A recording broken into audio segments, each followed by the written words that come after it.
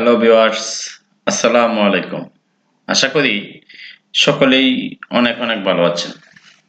সজল একাডেমির পক্ষ থেকে সকলকেই স্বাগত জানাচ্ছি আজকের ভিডিওতে। তো আজকের ভিডিও আমি সাজিয়েছি মাইক্রোসফট এক্সেলের খুবই গুরুত্বপূর্ণ একটা ট্রিক নিয়ে। আমরা প্র্যাকটিক্যালি চাকরি ইন্টারভিউ দিতে গেলে মাইক্রোসফট এক্সেলে খুব কমন একটা প্রশ্ন, এই প্রশ্নটা বেশিরভাগ সময়ই করে থাকে বা করতে দেওয়া হয়। তো তাহলে চলুন কথা না বাড়িয়ে আমরা ট্রিকটি দেখে আসি।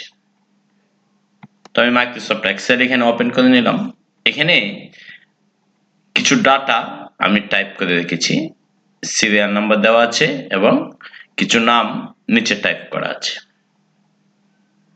তো আপনাকে যদি বলা হয় যে এই যে নামগুলো এবং সিরিয়ালগুলো আছে, এই নামগুলো সবগুলোই কলাম আকারে আছে।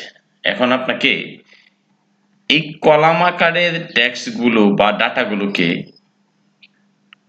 র আকারে কনভার্ট করতে বলা হলো। তো আপনি কিভাবে করবেন? যদি আপনি জেনে না থাকেন তাহলে আজকের ভিডিওটি আপনার জন্য। তো খুব সহজ, আপনি একটা ক্লিক করেই সবগুলো ডাটাকে একবারে কনভার্ট করে নিতে পারবেন রতে। তো এর জন্য আপনাকে কি করা লাগবে? সবগুলো ডাটাকে মাউস ড্র্যাগ করে এইভাবে সিলেক্ট করা লাগবে। সিলেক্ট করার পরে আপনি এখান থেকে সবগুলো ডাটা কপি করে নেবেন। কপি করার পরে আপনি যে সেলগুলো থেকে বা যে রোটা থেকে এই ডাটাগুলোকে কনভার্ট করতে চান সেইখানে এভাবে ক্লিক করবেন।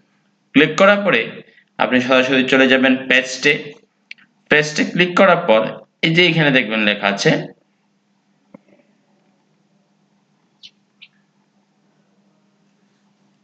ট্রান্সপোর্টস লেখা আছে। মাউসের কার্সরটা এর উপরে রাখার সঙ্গে সঙ্গেই আপনি আমার স্ক্রিনের দিকে লক্ষ্য করে দেখেন সবগুলো ডাটাই র আকারে কনভার্ট হয়ে গেল। তো এখন আপনি এটার উপরে মাউস দিয়ে ক্লিক করে দিবেন। কার উপরে? ট্রান্সপোর্টস এর উপরে। ক্লিক করার সঙ্গে সঙ্গে দেখেন সবগুলো ডাটা আমার খুব সুন্দরভাবে এখানে কনভার্ট হয়ে গেল। তো আশা করি এই ভিডিওটি দেখার পরে মাইক্রোসফট এক্সেলে আপনাকে যদি কলাম থেকে রোর মধ্যে ডাটা কনভার্ট করতে বলে তাহলে আর আপনার ভুল হবে না। যদি ভিডিওটি আপনাদের ভালো লাগে তাহলে অবশ্যই লাইক কমেন্ট শেয়ার করে দিবেন এবং ভিডিওটি অবশ্যই শেষ পর্যন্ত দেখে নেবেন। ধন্যবাদ সকলকে।